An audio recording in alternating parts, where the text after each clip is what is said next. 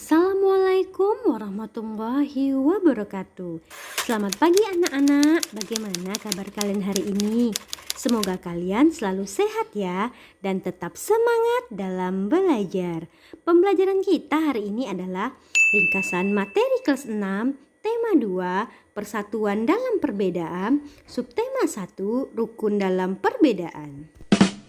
Hidup rukun merupakan impian setiap warga negara. Rukun dalam perbedaan akan memberikan kedamaian dan ketentraman. Pelangi indah karena warna yang berbeda-beda. Hidup berbangsa dan bertanah air indah jika kita hidup rukun walaupun berbeda-beda. Makna persatuan dalam perbedaan. Indonesia adalah bangsa dengan beragam suku bangsa, budaya, agama, serta keadaan ekonomi. Perbedaan tersebut adalah kekayaan bangsa kita. Untuk menjaga semangat persatuan dalam perbedaan, kita perlu hidup dengan rukun. Hidup rukun dapat dibangun mulai dari lingkungan keluarga, sekolah, hingga masyarakat. Nilai-nilai persatuan dalam perbedaan di lingkungan sekolah. Untuk menjaga semangat persatuan di tengah-tengah perbedaan yang ada, kita perlu memupuk sikap peduli, toleransi, dan mendahulukan kepentingan bersama. Manfaat yang diperoleh jika kita menerapkan nilai-nilai persatuan dalam perbedaan di sekolah. Yang pertama, dapat saling membantu jika ada pelajaran yang tidak dimengerti. Yang kedua, suasana belajar di kelas menjadi nyaman. Yang ketiga, persahabatan menjadi erat. Yang keempat, membangun kekompakan. Pelaksanaan nilai-nilai persatuan dalam perbedaan di lingkungan masyarakat. Di lingkungan masyarakat, kita perlu bersikap peduli. Kita harus membantu tetangga atau kawan kita yang memerlukan bantuan, meskipun berbeda suku ataupun agama. Kita juga perlu bersikap toleran di lingkungan masyarakat.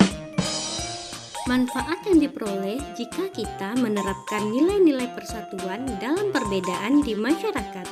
Yang pertama, kehidupan bermasyarakat menjadi aman, tentram, dan damai. Yang kedua, masalah lebih cepat terselesaikan karena semua masyarakat bersatu. Yang ketiga, lebih banyak pendapat yang disampaikan ketika bermusyawarah. Menuliskan informasi penting suatu teks dalam bentuk peta pikiran. Suatu teks memiliki informasi penting. Informasi penting tersebut dapat kita temukan dengan membaca teks secara utuh. Kita juga dapat menemukan informasi penting menggunakan kata tanya apa, di mana, kapan, siapa, mengapa, dan bagaimana. Dengan membuat pertanyaan menggunakan kata tanya dan mencari jawaban dari pertanyaan tersebut, kita akan lebih mudah menemukan informasi penting. Kata tanya untuk membuat peta pikiran suatu teks. Peta pikiran dapat dibuat dengan menggunakan kata tanya. Yang pertama, kata tanya apa untuk menanyakan hal atau peristiwa yang terjadi. Kata tanya siapa untuk menanyakan seseorang atau pelaku yang terlibat dalam suatu peristiwa. Kata tanya kapan untuk menanyakan waktu terjadinya suatu peristiwa. Kata tanya di mana untuk menanyakan tempat terjadinya suatu peristiwa. Kata tanya mengapa untuk menanyakan penyebab terjadinya suatu peristiwa.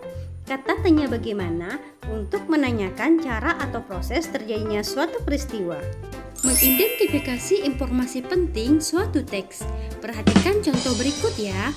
Peristiwa proklamasi kemerdekaan Indonesia terjadi pada tanggal 17 Agustus 1945. Informasi pada kalimat tersebut berupa waktu terjadinya suatu peristiwa. Oleh karena itu, kata tanya yang tepat adalah kata tanya kapan. Jadi, kalimat tanya yang tepat adalah kapan terjadinya proklamasi kemerdekaan Indonesia? Cara tumbuhan menyesuaikan diri terhadap lingkungan. Yang pertama, xerofit. Ini adalah tumbuhan yang beradaptasi terhadap lingkungan hidupnya yang panas dan kering. Tumbuhan ini sangat tahan dengan udara yang kering dan kurang air. Ciri-cirinya, permukaan dilapisi lapisan seperti lilin, daunnya kecil berduri, mempunyai akar yang panjang dan batangnya tebal. Contoh tumbuhan xerofit adalah kaktus, kurma, lidah buaya, dan buah naga. Yang kedua, hidrofit. Ini adalah tumbuhan yang hidup di tempat basah atau hidup di air. Ciri-cirinya, terapung di atas air, mempunyai permukaan daun yang lebar, batangnya menggembung, dan akarnya kecil. Contoh tumbuhan hidrofit adalah kangkung, teratai, kiambang, dan eceng gondok. Yang ketiga, hygrofit. Ini merupakan tumbuhan yang bisa bertahan hidup di daerah yang lembab. Biasanya tumbuhan ini hidup di hutan. Ciri-cirinya berdaun tipis dan lebar, punya banyak stomata atau celah-celah kecil pada daun. Contoh tumbuhan hygrofit adalah tumbuhan paku, dedalu atau gandarusa, dan lumut. Yang keempat, halofit. Tumbuhan yang tahan hidup di tempat asin seperti pantai atau laut. Tumbuhan ini tahan terhadap lingkungan dengan kadar garam yang tinggi. Ciri-cirinya punya akar yang sangat kuat, separuh badannya biasanya tergenang di air, akarnya tertanam di bawah air dan ada yang di permukaan air. Contoh tumbuhan halofit adalah pohon bakau atau biasa dikenal dengan mangrove. Yang kelima, mesofit. Ini adalah tumbuhan yang biasa hidup di lingkungan yang tidak terlalu basah dan tidak terlalu kering. Mesofit ini ada yang masuk ke dalam golongan tumbuhan berkayu dan ada juga yang rerumputan. Ciri-cirinya, akarnya tumbuh pesat dan bercabang, daunnya biasanya tipis dan lebar, stomata berada di bawah daun untuk menghindari penguapan yang berlebihan. Contoh tumbuhan mesofit adalah pohon mangga, rambutan, rerumputan, pisang, dan pepaya. Materi selanjutnya adalah makna proklamasi kemerdekaan bagi bangsa Indonesia. Yang pertama, sebagai puncak perjuangan Indonesia. Yang kedua, pengakuan kepada dunia luar. Yang ketiga, menaikkan martabat bangsa. Yang keempat, perjuangan sebagai negara baru. Yang kelima, tonggak sejarah negara Indonesia. Penerapan makna proklamasi kemerdekaan Indonesia di kehidupan sehari-hari. Proklamasi kemerdekaan Indonesia menandai kelahiran bangsa Indonesia sebagai bangsa yang merdeka dari penjajahan. Oleh sebab itu, kita harus memaknai proklamasi kemerdekaan dalam kehidupan sehari-hari. Para pejuang bangsa yang telah berjasa terhadap kemerdekaan negara Indonesia. Yang pertama, Insinyur Soekarno menyusun konsep teks proklamasi, menandatangani teks proklamasi atas nama bangsa Indonesia, dan membacakan teks proklamasi kemerdekaan Indonesia. Yang kedua, Dr. Andes Haji Muhammad Hatta menyusun konsep teks proklamasi, menandatangani teks proklamasi atas nama bangsa Indonesia. Yang ketiga, Ahmad Subarjo menyusun konsep teks proklamasi. Yang keempat, Laksamana Tadasi Maida mempersilahkan rumahnya sebagai tempat menyusun konsep teks proklamasi dan menyiapkan kemerdekaan Indonesia.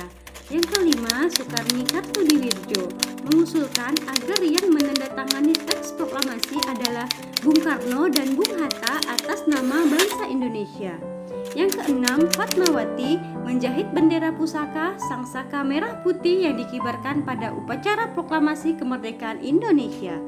Yang ketujuh, Sayuti Melik, yaitu mengetik naskah proklamasi.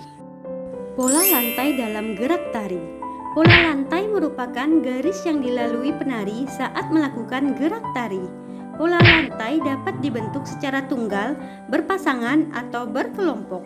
Terdapat dua pola garis dasar pada pola lantai, yaitu garis lurus dan lengkung. Pola garis lurus, pola pengembangannya adalah pola horizontal, pola diagonal, pola vertikal, pola zigzag, pola segi 4, pola segi 5, dan pola segi 3. Pola garis lengkung, pola pengembangannya adalah pola lengkung ke depan, pola lengkung ke belakang, pola angka 8, dan pola lingkaran. Pola lantai tari tunggal, berpasangan dan berkelompok. Yang pertama, tari tunggal. Tari yang dilakukan oleh satu orang penari atau banyak penari secara bersama. Pola lantai untuk tari tunggal dapat berbentuk pola horizontal, vertikal, atau diagonal. Yang kedua, tari berpasangan. Merupakan tari yang dilakukan oleh dua orang penari. Tari berpasangan dapat dilakukan oleh banyak penari secara berpasang-pasangan. Pola lantai tari berpasangan dapat berbentuk pola horizontal, vertikal, atau diagonal. Yang ketiga, tari berkelompok. Tari yang dilakukan secara berkelompok. Pola lantai tari berkelompok dapat berupa pola melingkar, angka 8, atau melengkung.